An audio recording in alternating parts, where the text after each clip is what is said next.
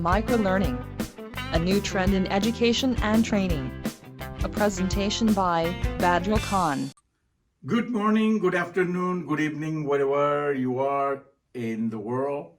My name is Badrul Khan. I welcome you to the session entitled Microlearning in the Digital Age.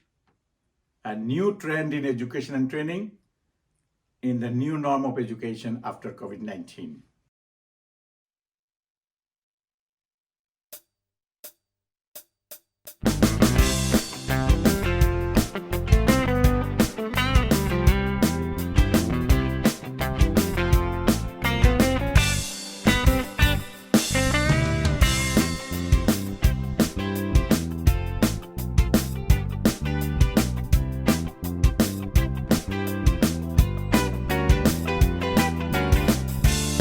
We have organized the presentation into two parts. The first is a video presentation, which includes issues such as why microlearning, what is microlearning, introducing a framework for designing microlearning, and a demonstration of a microlearning unit of a course. The second part includes Badrul Khan presenting his e-learning framework, and if the time allows, he will answer any questions you may have. As you know, COVID-19 pandemic affected all of us globally. Schools, colleges, universities, and training institutions around the world have been either fully or partially closed. As alternatives to traditional classroom, institutions have increasingly adopted remote learning methods. However, at no other time in history has the e-learning or online education gained such enormous and overwhelming attention globally. Education world was unprepared in its response to pandemic. With no substantive preparation, educators were asked to move from traditional face-to-face classroom to virtual learning via e-learning. Many educators had neither tools nor expertise to shift from traditional classroom to e-learning within a short period of time.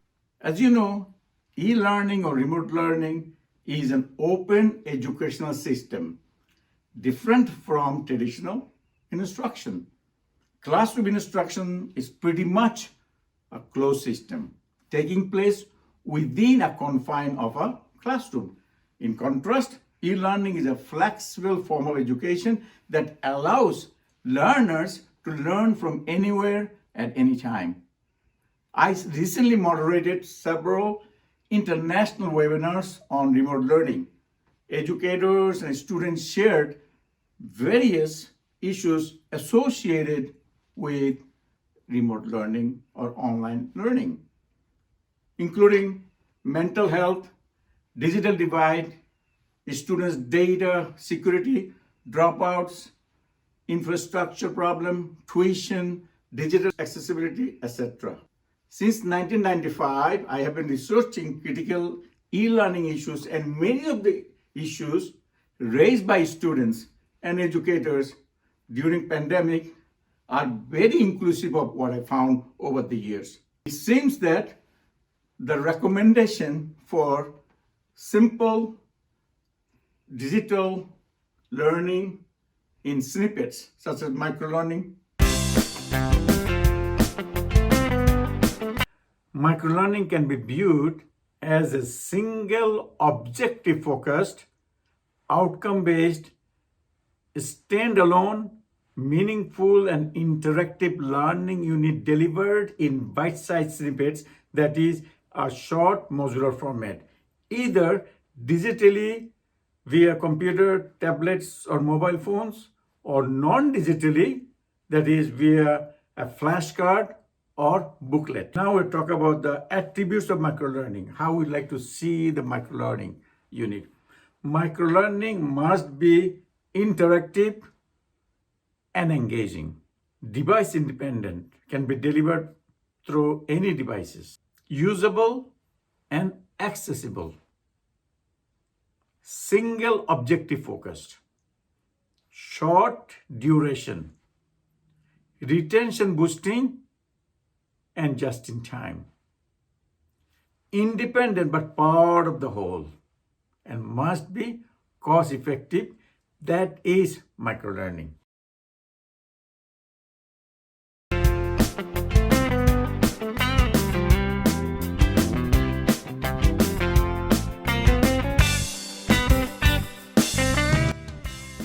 Home of microlearning, examples. Gyanvahan.com.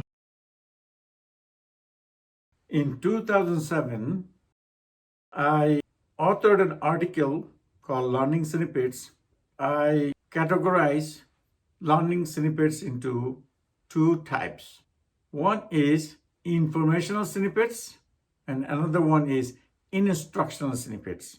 So let's think about this way. There is a difference between information versus instruction. Information deals with informational techniques that used, or instruction deal with learning theory, instruction strategies, etc. Suppose you are doing an information snippet for a camera. So in that information snippet, you will provide the information about the camera, its properties, how fast it can take pictures, and all the description of it that includes of that functions of the camera would be informational. But instructional, it must be designed with learning theories, instructional strategies to make sure that one can learn using that unit. So today's discussion of microlearning will focus more on the learning side of it, which is instructional.